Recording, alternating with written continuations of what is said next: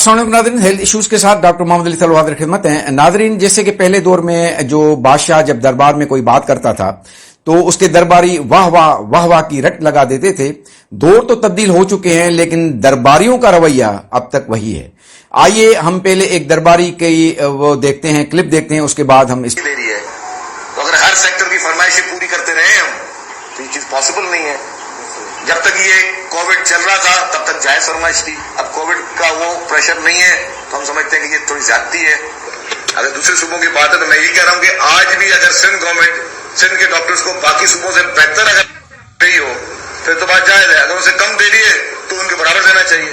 جی جناب، اس درباری کا نام ہے شرجیل میمن صاحب، اور یہ شرجیل میمن صاحب جو ہے وہ کل جو بلاول بھٹو صاحب نے بات کی تھی یہ اس کو آگے بڑھا رہے ہیں، بلکہ ایک تنزیہ جو ایک الفاظ میں وہ آگے بڑھا رہے ہیں کہ وہ ہیلتھ ڈپارٹمنٹ کے یا ہیلتھ امپلائیز کے فرمائشیں پوری نہیں کر سکتے۔ تو یہ جو ہم فرمائشیں کر رہے ہیں تو بالکل ہم یہ نہیں کریں گے۔ آپ کو فائنینشیل ایشوز ہیں اور ہمیں اگر آپ یہ بتا دیں گے کہ یہ جو 21 ارب روپے کی جو اماؤنٹ آپ کو بچے گی یہ آپ کہاں پر لگائیں گے، کس طریقے سے خرچ کریں گے، تو شاید جو ہم یہ آپ کا ہیلتھ رسک الاؤنس ہے اس کو ہم آپ کو زکوٰۃ یا بھیک میں بھی دے سکتے ہیں، کوئی مسئلہ نہیں ہے ہمیں، لیکن اگر اس کا اپروپریٹ کوئی کہیں پر جو ہے نا اس کا بالکل یوز ہوگا تو وہ ہمیں پتہ چلے۔ لیکن اگر یہ اسی استعمال میں ہونا ہے جیسے کہ پہلے ہیلتھ ڈپارٹمنٹ ہو رہا ہے، جیسے کہ پہلے ہیلتھ ڈپارٹمنٹ میں سارے مریضوں کو دوائیں مل رہی ہیں، ایمبولینسز ہر ہسپتال میں موجود ہیں، صفائی ستھرائی کا نظام ہے، ایکس رے مشین جو ہے وہ ایم آر آئی، وہ سی ٹی اسکین، مطلب ایک منہ سے الفاظ نکلتا ہے وہ مریض کو سہولت مل جاتی ہے۔ اور اس طریقے سے جیسے آپ نے پہلے یہ یوز کیے ہیں جو فنڈز ہیں ہیلتھ ڈپارٹمنٹ کے، اب بھی اگر اسی طریقے سے یہ یوز ہوں گے پھر تو ہمیں بڑی خوشی ہے، بالکل ہم کریں گے۔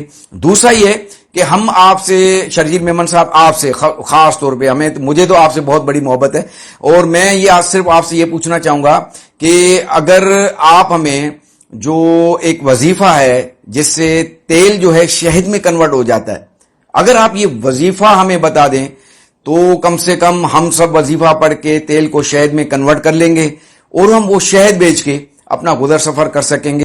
تو ہم آتے ہیں کہ آپ کی فرمائش پہ کہ دوسرے صوبوں میں کس کس کو کیا مل رہا ہے، کس گریڈ میں ڈاکٹرز کو، یا آگے ہم اس کی تفصیل بتاتے ہیں۔ تو ہمارے ایک دوست ہیں، انہوں نے اس کو تھوڑا سا اسٹڈی بھی کیا ہے تو میں نے سوچا کہ ان کے الفاظ میں ہی یہ آپ کو ہم بتاتے چلیں۔ یہ نوٹیفیکیشنز آپ کی اسکرین پہ ہم دکھاتے رہیں گے کہ دوسرے پروونسز میں جو ہے وہ ہارڈ ایریا الاؤنس کو انہوں نے مرج کر دیا ہے in the name of health professional allowance. اس میں پھر انہوں نے کیٹیگریز بنائی ہیں district wise A B C and D, جو کہ اس نوٹیفیکیشن میں مینشنڈ ہے، اور ان کی پھر انہوں نے سب کیٹیگریز بنائی ہیں، ایزی ہے، میڈیم اور ہارڈ ہے۔ تو اس کے حساب سے پھر ان کو ایریا وائز جو ہے الاؤنس پے کیا جاتا ہے۔ منیمم جو ہے 42-45,000 تک ہے اور میکسیمم یہ تقریباً 1,40,000 تک جاتا ہے۔ اب یہاں سندھ میں جو ہے وہ صرف تھر پارکر ڈسٹرکٹ ہے اور عمر کوٹ ڈسٹرکٹ کے کچھ ایریاز ہیں ان کو ہی صرف ہارڈ ایریا الاؤنس دیا جاتا ہے۔ دوسرے پروونس نے ہارڈ ایریا کو as a health professional allowance کے نام سے ان کو ڈاکٹرز کو اور اسٹاف کو پے کر رہے ہیں۔ اچھا، ہمیں بھی health professional allowance Sindh government دیتی ہے پر وہ جو ہے ایز کمپیئر ٹو باقی پروونس بہت کم ہے۔ 17 گریڈ والے کو 28,000 مل رہا ہے، باقی جو ابو گریڈ والے ہیں ان کو 19,000 ملتا ہے۔ تو یہ باقی پروونس میں تو گریڈ وائز جو ہے وہ سب کو سیم ہی مل رہا ہے نا۔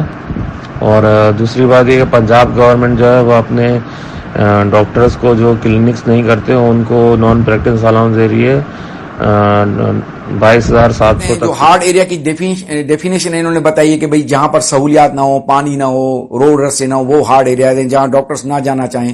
تو میرے خیال میں کہ سندھ کی ایسی کوئی ایریا نہیں ہے جس کو آپ ہارڈ ایریا نہ کہیں۔